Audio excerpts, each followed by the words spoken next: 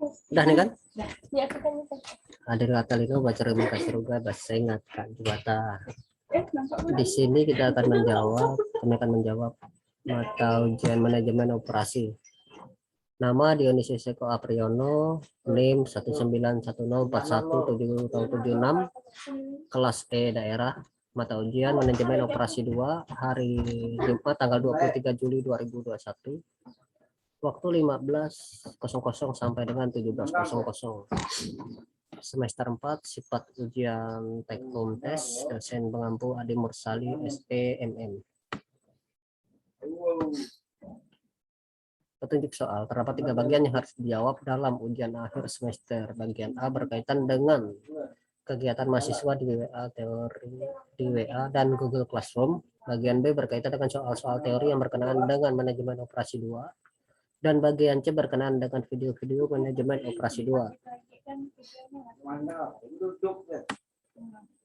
Bagian A berkenaan dengan aktivitas mahasiswa di WA dan Google Classroom. 1. Apakah Anda selalu hadir dalam kuliah manajemen operasi 2? Mengapa? Jawab, setiap pertemuan manajemen operasi 2 saya hadir, alasannya karena sebagai mahasiswa wajib hadir mengikuti mata kuliah yang sudah dijadwalkan.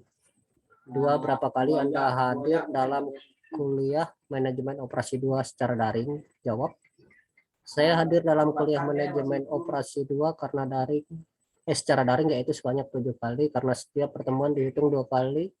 Jadi 6 kali 2 sama dengan 12.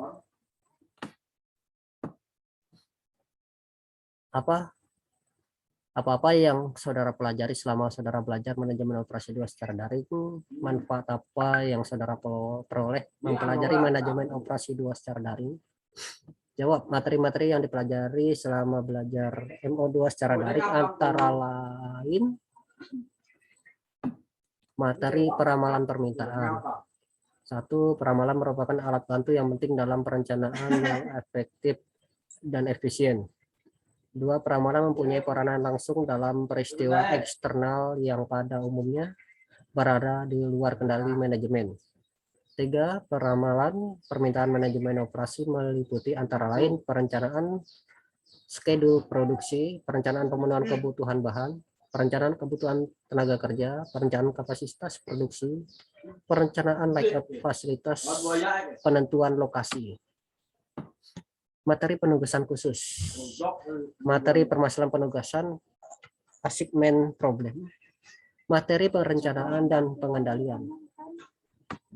Manfaat yang saya peroleh saat belajar manajemen operasi 2 secara daring ialah terkhusus pada materi-materi perencanaan dan pengendalian produksi, yaitu di sini saya bisa mengerti tentang produksi manufacturing di metode produksi, yaitu ekstraksi sebagai metode produksi primer, manufacturing dan konstruksi sebagai metode produksi sekunder. 1. Industri primer mencakup semua kegiatan produksi yang sifatnya mengekstrak bahan dari sumber daya alam. 2. Produksi sekunder mencakup semua kegiatan produksi, konstruksi atau bangunan seperti pembuatan gedung, jembatan, menara, pelabuhan, serta lainnya. 4. Apa tugas struktur yang diberikan oleh dosen saudara selama kuliah daring? Jelaskan tugas struktur Anda. Jawab, tugas terstruktur yang diberikan oleh dosen selama kuliah daring yaitu tugas membuat makalah dan dibuat PowerPoint, lalu mempresentasikan melalui Zoom atau Meet. Makalah dan PowerPoint dikumpulkan di Google Classroom. Tugas menganalisis produk yang dilakukan oleh perusahaan. Tugas meringkas materi yang diberikan dan direcord lalu diupload di YouTube serta share di grup WA dan di-share ke Facebook grup informasi manajemen. Jawab, tugas struktur yang diberikan dosen tugas manajemen operasi 2 yaitu tugas 5. Bagaimana kuliah daring manajemen operasi 2 memberikan kepada Anda? Platform media apa yang digunakan oleh dosen dalam memberi mata kuliah manajemen operasi 2? Jawab, kuliah manajemen operasi 2 yang masih daring memberikan kesan yang luar biasa walaupun daring, tapi dosen manajemen operasi 2 menggunakan platform yang sangat mendukung, yaitu platform media Zoom, Facebook, Zona Classroom, dan juga WhatsApp. Di sini kesan saya yaitu dosen manajemen operasi 2 Pak Adi Mursalin sangat aktif. Setiap mata kuliah MO, mahasiswa harus hadir dan harus wajib join di Zoom, dan mahasiswa wajib memberikan kata pembuka, kata penutup. Bahkan mahasiswa dilarang menonaktifkan kamera. Di MO inilah mahasiswa wajib untuk berbicara. Sangat-sangat bagus sekali diterapkan oleh semua dosen supaya mahasiswa bukan hanya mengisi absen di WA atau Google Class, tetapi dengan cara demikian mahasiswa mempunyai tanggung jawab untuk selalu hadir tatap muka dengan dosen dan teman-teman mahasiswa walaupun hanya dengan menggunakan media sosial. Bagian B ini berkaitan dengan teori-teori manajemen operasi 2. Mahasiswa wajib menjawab dengan terinci dan tidak asal jawab. 1. Jelaskan pengertian perencanaan produksi dan jelaskan bagaimana cara melakukan perencanaan produksi. Jawab, perencanaan produksi merupakan salah satu hal yang penting dalam manajemen perusahaan. Dengan melakukan perencanaan yang tepat pada proses produksi, maka dapat menimbulkan efisiensi yang tinggi, mampu meningkatkan pendapatan perusahaan. Cara melakukan perencanaan produksi antara lain, 1. Melakukan routing. Yaitu dalam perencanaan produksi, hal yang pertama dilakukan adalah dengan melakukan routing. Routing sendiri merupakan proses penentuan jalur rute pekerjaan dan urutan operasi. Dalam proses routing terdapat beberapa hal yang diperhatikan seperti kuantitas, kualitas produk, sumber daya manusia, mesin, bahan, jenis, jumlah, dan urutan operasi manufaktur, tempat produksi, dan lain sebagainya. Melakukan penjadwalan.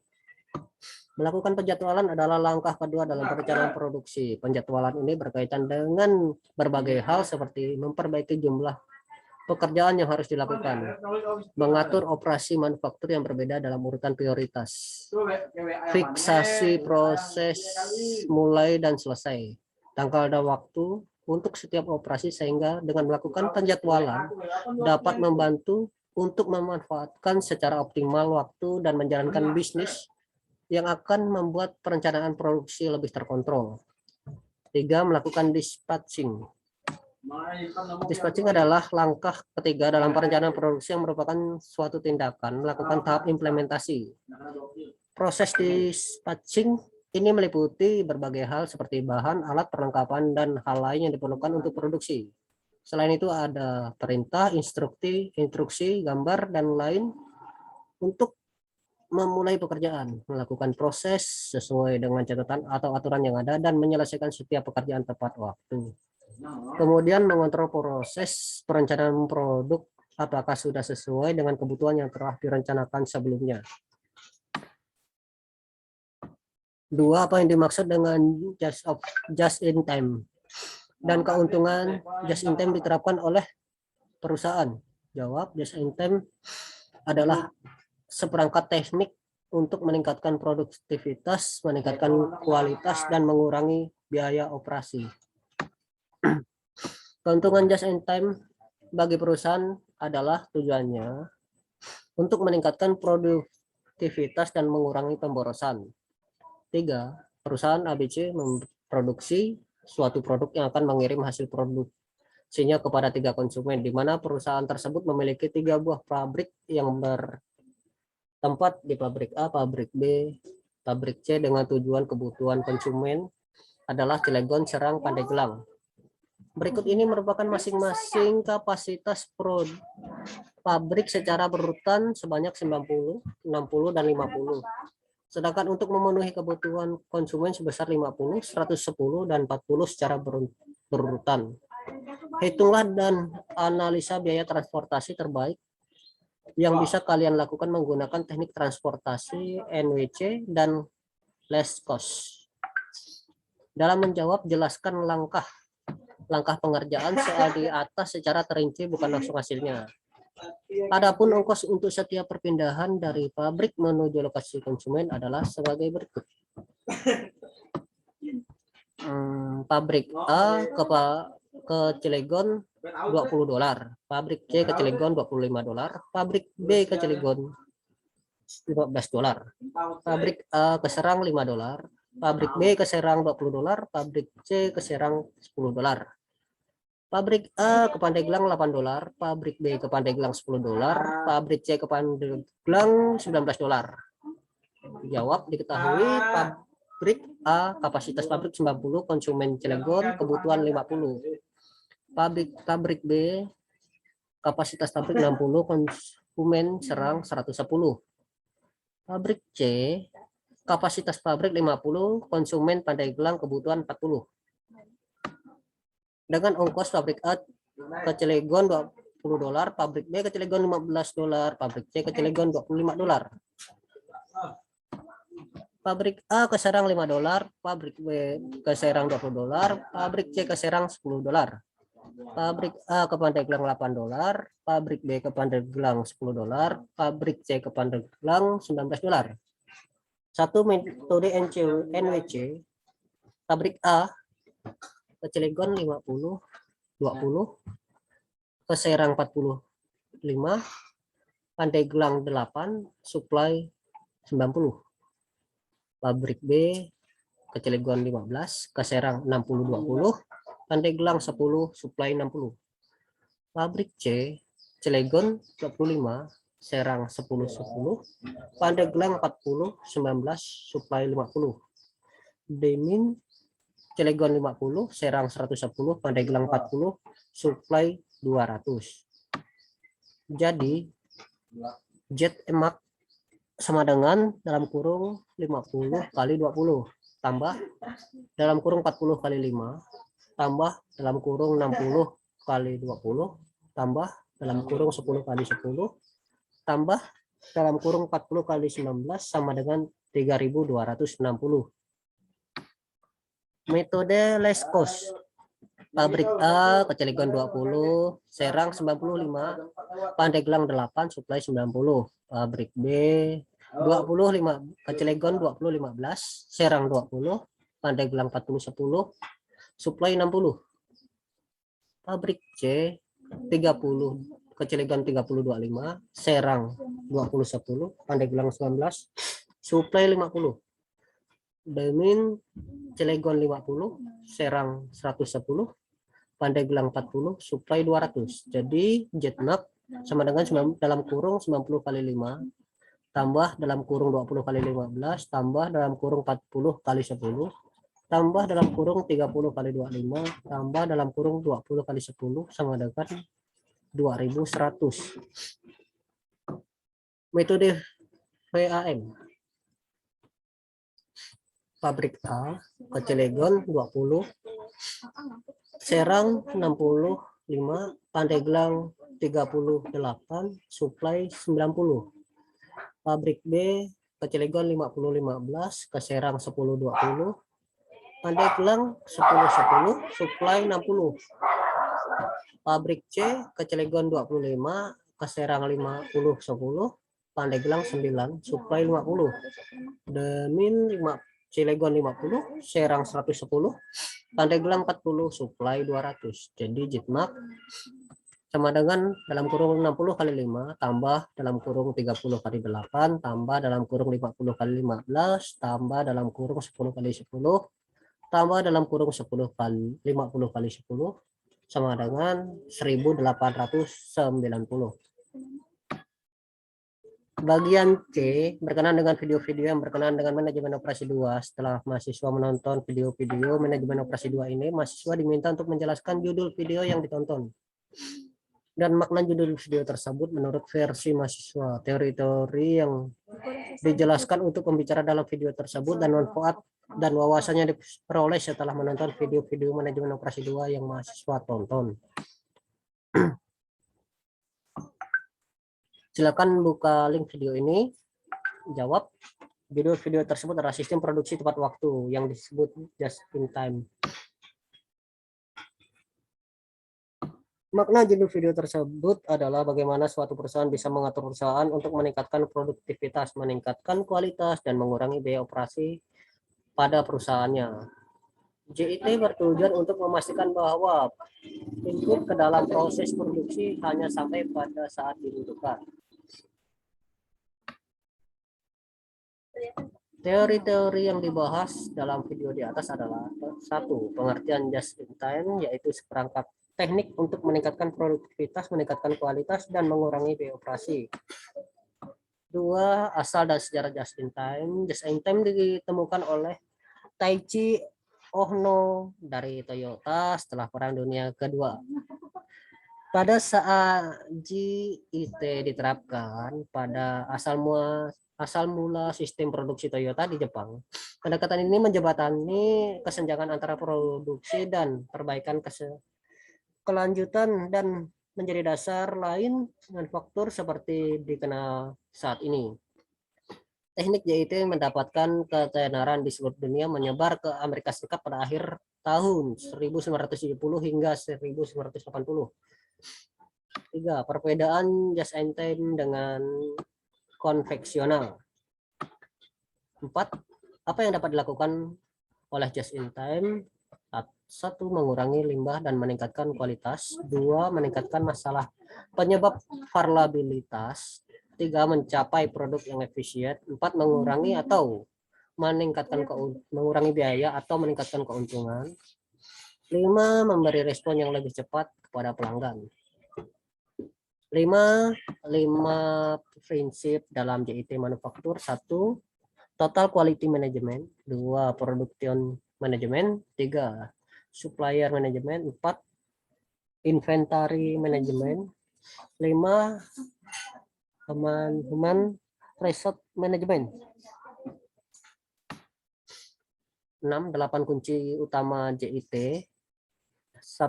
Menghasilkan produksi sesuai dengan jadwal yang didasarkan pada permintaan full system.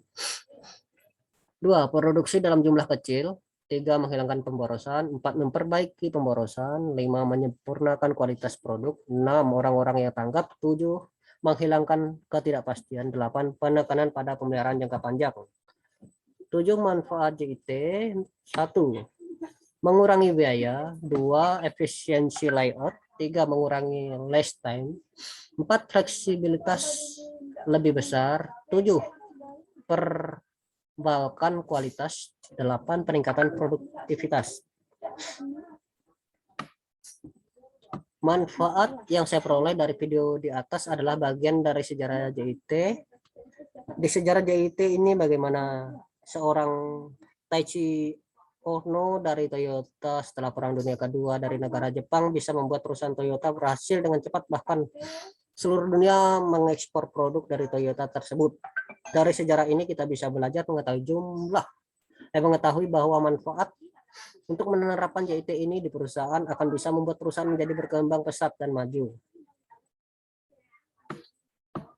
serta para pegawainya bisa dipercaya dan kualitas produk tidak diragukan lagi. JIT ini juga sangat membantu perusahaan untuk bersaing lebih maju dengan perusahaan lain.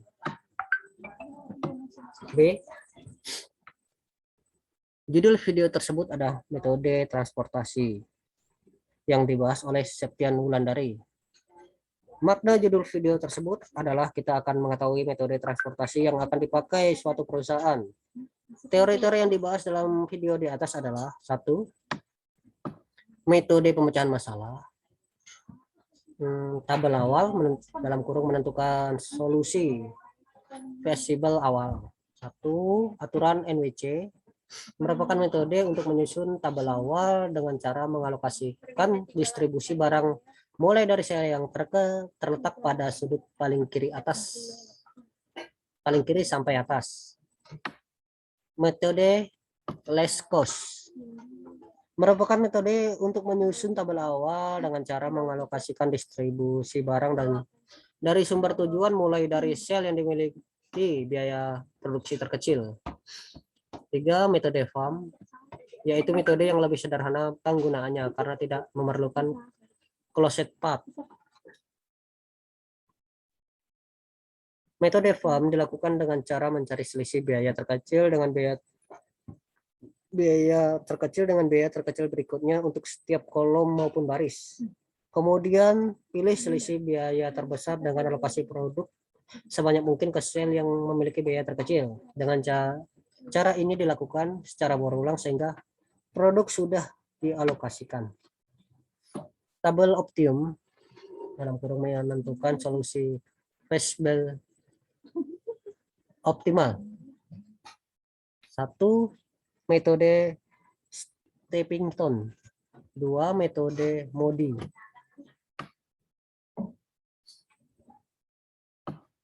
Manfaat yang saya dapat dari video tersebut adalah saya bisa mengetahui cara-cara yang digunakan oleh tiap metode yang dipakai untuk menentukan solusi fashionable awal, maupun agak rumit langkah-langkahnya, tapi jika diperhatikan dengan benar dan dilihat berulang kali pasti akan bisa. Metode transportasi memang agak sulit teorinya, tapi jika sudah terbiasa maka akan mudah untuk dipraktekkan di perusahaan.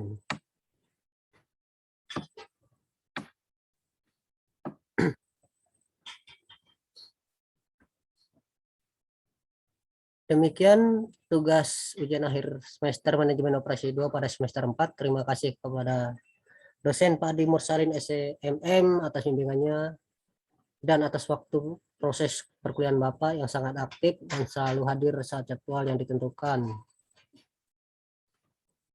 Saya Dionysius Eko Apriyono,